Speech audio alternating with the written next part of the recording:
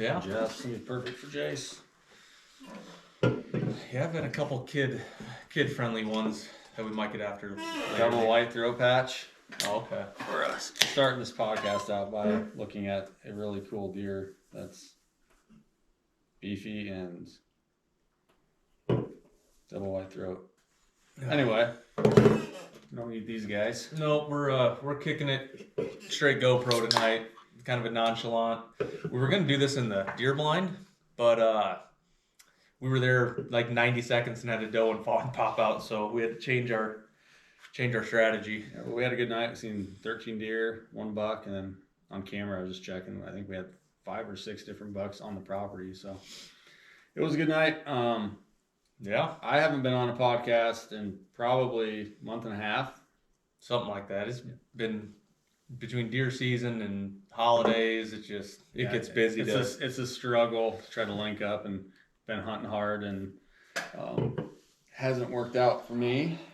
But I think a little bit of that is pressure on the farms that I've been hunting. Yeah, and EHD having less deer to hunt kind of sucks, but everybody's struggling. Not everybody, but there's definitely guys out there struggling. So you're not alone. I'm with you. Yep, some worse than others. You've kind of got both. The EHD hit you really bad, and then you got a bunch of people hunting farms that you can hunt and neighboring spots, and you got guys sitting 100 yards away, upwind, smoking cigarettes and using crossbow. Is what it is. Yep. Nothing we can do about that. So try to be positive going into. We got shotgun season coming. Starts Saturday. Yep. And with the landowner tag, which we both have, we can hunt shotgun season 1, 2, or late muzzleloader, or all 3. It's a new law change here in Iowa this year. So hopefully something shows up and I can get on something with the gun and maybe the odds in my favor. So. Yeah, who knows? It's weather front's coming through. It's been frigid cold this last week, and it's going to warm back up this weekend, be in the 40s, 50s. Yeah, but that's not necessarily a bad thing either. So yeah, we got snow. What was that, last 4 or 5 days ago? Yeah, last week. So that's it's been windy and nasty, and then tonight the pressure was through the roof and the deer moved and it showed. Yeah, that's probably the best sit I've had there. So we'll see what happens, but end of the year stuff. I mean, it's crazy to think it's already December. Yeah, and January will be here before we know it. So yep, home stretch. Got about a month left of deer season. Yep, we got guys on the team with tags yet in their pocket. We've got a few hunts coming on the channel, but it's been a decent year. We've had a few hunts. A few hunts didn't go the way that the guys wanted them to, and as far as kill shots and stuff go, but we'll bring those to you as they come, and hopefully end strong and maybe start next year off with a bang. So yeah. Usually that late season, if we can get some cold weather, it can all turn around in a couple sits. Yeah, it gets exciting if you got food. Yep. My farms don't really have that much, but there's enough to potentially pull some deer in. So yeah, man, I just hunting and trying not to get sick and being in the cold. Like, I'm kind of a wuss, and I've been hunting hard, and I have. I guess kind of talk about the gear. You have this, I think the Stratus bibs on from Sitka, but I have just the Equinox stuff. But underneath that I put Muddy's new heated body gear. Yeah, Long Johns, the 3/4 zip, and I got hot hands, heated socks. Like, that's kept me in the tree in the game when it's 10 degrees, 15 degrees out. Yep. And I used them. We went on a Christmas train ride last weekend. I thought it was supposed to be colder than it was, and it wasn't that cold, but I had that just in case it was cold. Base layers. Just to flip them on real quick, and it's really nice. Yeah, I've worn my base layers even without the batteries since November, first part of November, and they work good without any of that. I don't even know if I've turned them on. I've turned them on every time, even though, like, when I walk in and leave them off, get in a tree, sweat a little bit, and then turn them on, and I've really not got cold. Yeah. So if you guys are going to buy one thing, or if you're looking for a product for your hunter in the family, look at Muddy's base layers. They have the heated hand mitts too. They got heated socks. I have the socks, the pants, the top. They have gloves. Yeah. I don't have the gloves. I'm not a big glove guy. And then I have the muff that will actually unbutton, and it can be a seat. So that's pretty Keep cool. your booty warm. Yep. So I would highly recommend looking into those. The batteries last a long time. I've averaged probably anywhere between 2 to 5 hours in the stand, and I have not run the batteries down. So. Okay. Yeah, like I said, mine have just been plugged in, and I've barely used them, but they hold the charge too, which is nice. So when you plug them in, it'll show you what it is. I think mine are at like 98%, and they've been off the charger for 3 weeks. Yeah, the batteries are pretty big, and lithium, so they work pretty good. But I bought a vest from a different company a couple of years ago, and I loved it. And these are. Do they have vests? I believe they have a pullover vest type heated. Oh, okay. So it doesn't zip. Yeah. It's a pullover. But I have a one that zips from a different company, and it worked good. But the base layers work way better. So yep. Highly recommend those. Hopefully they'll get cold enough that we really need it. Yeah. But so deer season is, kind of looking back, recap. I shot a deer early October, early muzzleloader. You shot one with your bow. Was that November 1st? Yep. And so we've been kind of hard at it ever since then. Yeah, and then I've had just my farm tag, and I hunted really, really hard for the deer. That's been on the farm ever since my buddy Nick owned it. I think we've had 4 years of pictures of it, and one of the neighbors ended up killing it, and is what it is. I mean, I know. Yeah, at least and you're not hunting a ghost, and you're sitting there like. Because it's one of those farms where it's not like you're getting the deer on camera every single night. They don't live right there. They kind of have this big loop that they go through, and I just would have assumed, oh, he's somewhere else, and then I'm gonna hold out, and he's dead. See him on Trophy Bucks of Iowa. He's already in deer sticks and on somebody's garage, Yep. So it's good to know other hunters. Yeah. And develop those relationships. And the crazy thing is, I met the guy like 2 or 3 days before he shot the deer, and I'd never met him, and he stopped me when I came out one night from hunting, and we talked like 45 minutes, exchanged numbers, and good dude, nice, invited me over to his place if I wanted to, didn't want to drive back and forth, and he's like, he's got spare bedrooms and stuff, so I'm like, all right, I'm probably not going to take it up right now, but next year, and he's got multiple farms and a bunch of turkeys, and so yeah, you never know. Those relationships can blossom, and when you meet a hunter like that that's got the same passion, same drive as you, it's nice to share those trail camera pics. Like I got a kid that I talk about, or not a kid, but a guy I talk about a lot on here. We share trail camera pics, and it's cool to see when the deer are traveling. It's like, okay, well, he's 2 miles here. He's this morning. Well, I'm probably not going to see him tonight, so you know what I mean. Sharing that info. And kind of playing both your cards right, and so it's sometimes it gets withholding information, and I don't like that. I like to keep the open line of communication with those type of guys and to build trust. Yeah, and I mean, nobody's always gonna keep is gonna say everything. That's just how it is, and you don't know. Certain people are very open about stuff, and other people are very secretive. And they're not going to tell you. And they're not going to. You're going to give out information, and they're going to withhold stuff. Yeah. So there's guys that you can't trust, obviously. Yeah, you got to feel it out and kind of go from there. And that's the nature of the beast. Yeah, everybody wants to shoot the biggest deer, and unfortunately, who doesn't?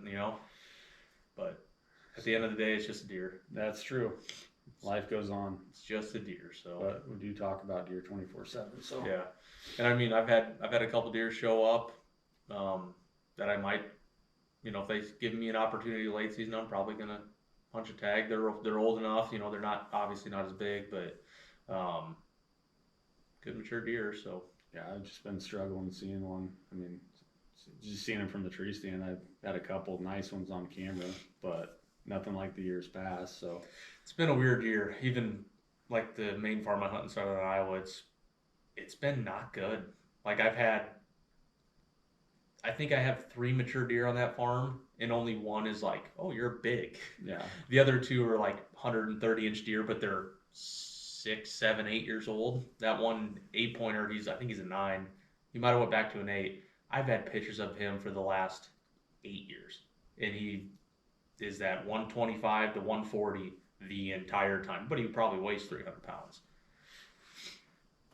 yeah, this is as far as like going into Christmas time. I feel like I'll definitely have my statewide bow tag still in my pocket, and I got a pretty sweet turnip plot I can sit over in a hawk blind with a heater. So hopefully something shows up.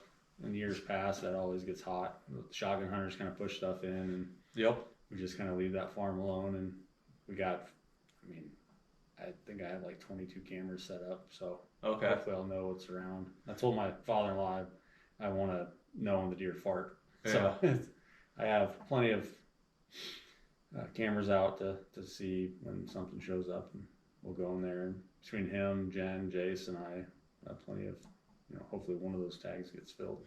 Yeah, both my daughters have tags. I'll have during late muzzleloader, I'll have my statewide tag, but I first season shotgun hunt with doe tags, party hunt, always have, and I'm excited about it. It's fun. It's a blast. It's a good time. I really, really enjoy it, and I was texting my uncle earlier, and we were trying to figure out, hey, how can we do this a little bit different? Yeah. And that's what I enjoy. I mean, the amount of deer I shoot, I don't care. I mean, there's been years I don't even. Stories that you're telling, the camaraderie, the guys show up at your house and hang out, and Yep. and then pancake breakfast. It's all fun, and I mean That's more what I'm into. It's a tradition. Yeah, and we've talked about it multiple times. It gets pretty bad rap, but there's a reason it gets a bad rap. There's a lot of bad people, or not so much bad people, but just bad ethics and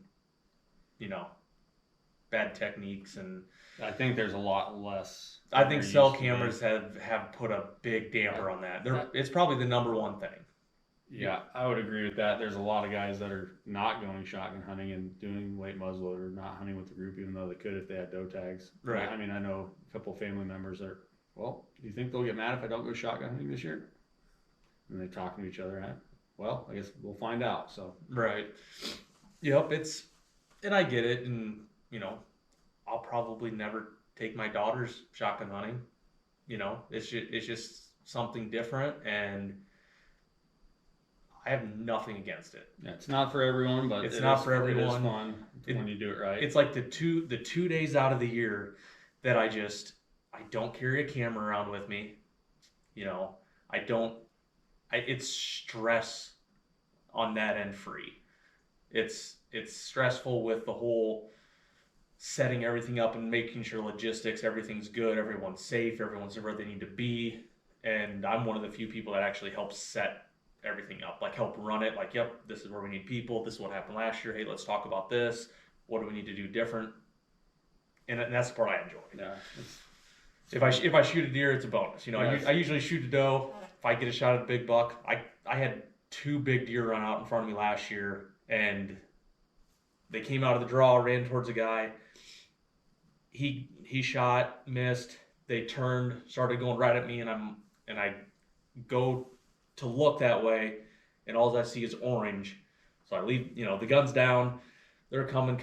They jump into the ditch, jump over the road, go across the street, and the guy's like, "Why didn't you shoot?" And I'm like, "You're welcome."